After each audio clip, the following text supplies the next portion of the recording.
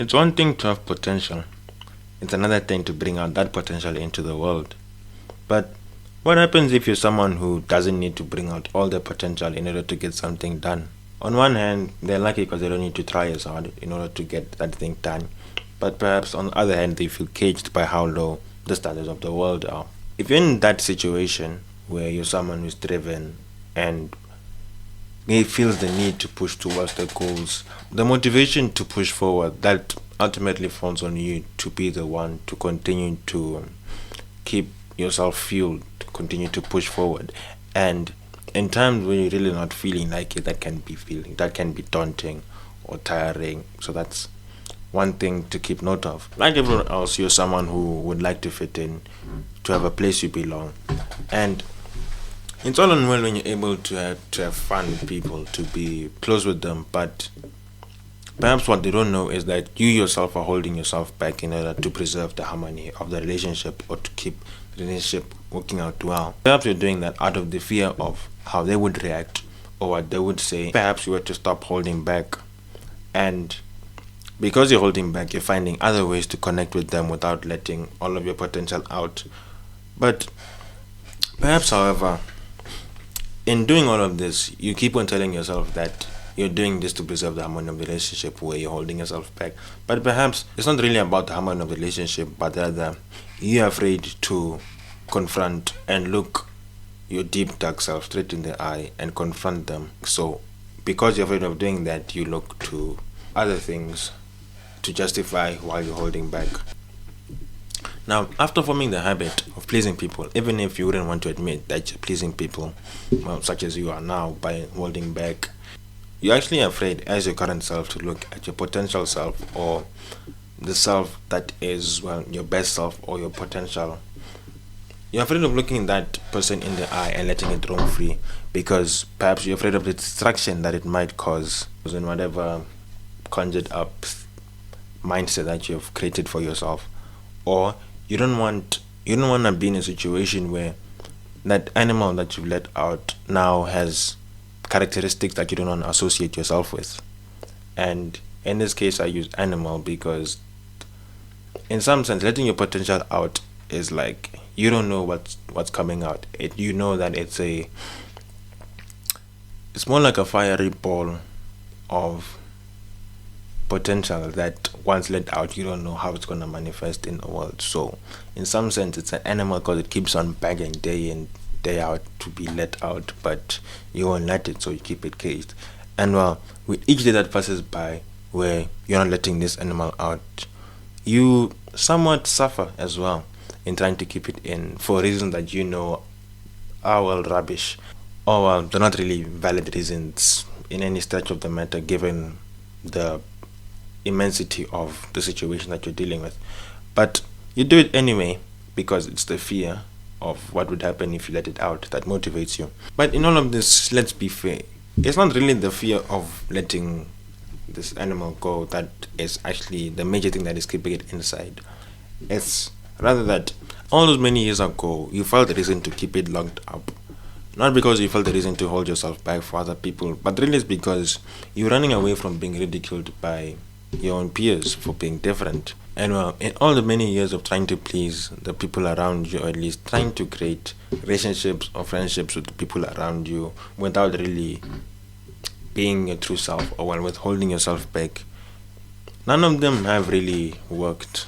And now you're stuck at a crossroad where on one hand you think of letting the animal out, being your letting your true potential out, being going out into the world on one hand, but to do that you need to get rid of all the baggage that you've carried through all these many years of trying and failing to see how to get harmonious relationships with other people.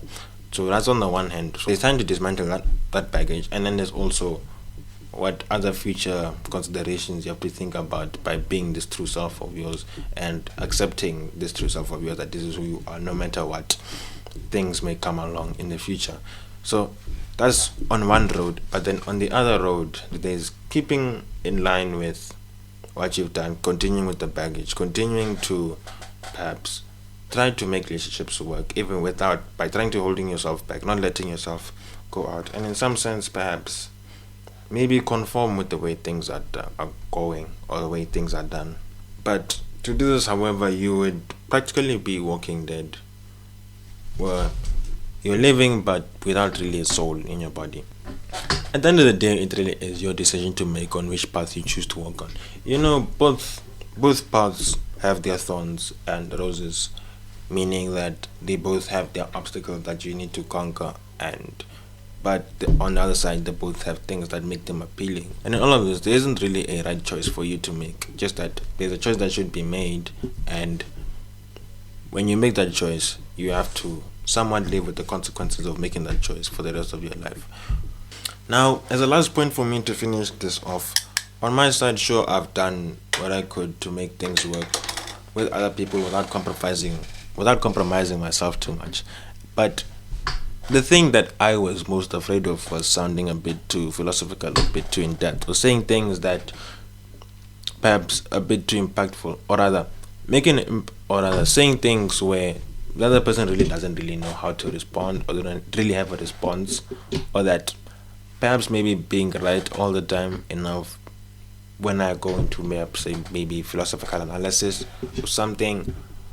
But this all kind of stopped when I looked back, or I looked at myself, and from the get go, I do have a brilliant mind from the way I see it, and that's that. And then it's coupled with a personality that's curious and obsessed. That's curious, and that curiosity sometimes, whenever I've got something, leads to perhaps something close to obsession. So whatever that means, then anything that I would have picked up from a young age I would have been good at it most likely. There's a high chance that I would have been good at it. It just so happens now that the thing that I picked in high school happened to be philosophy. So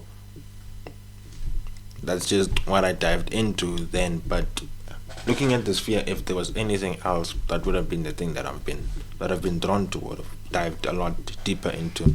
Now, what knowing this does, that it liberates me, because with this I know that I will tend to go consciously or subconsciously after what I want to go after.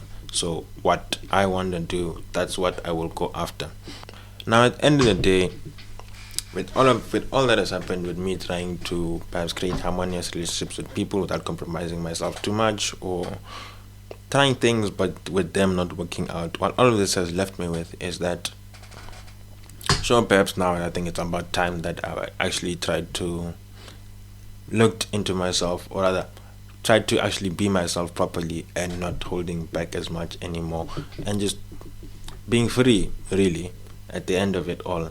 And to take this to the extreme, if that ends up leaving me with no close friends, then it ends up leaving me with no close friends. Now, that has taken me a while to somewhat accept, but at least at the end of every day, I'd be able to wake up knowing that I have a deep connection with my true self, and that no one can take that away from me. And whatever happens from then on out happens, and life goes on as if this whole internal battle that I had didn't happen. Except at that point in time, I will know what I would have gotten out of this whole ordeal or internal battle that I went through. And perhaps for you, that's perhaps what you should be looking at in your own journey, or what's happening for you. And at the end of the day, knowing what I got out of it, for me, is really all that matters.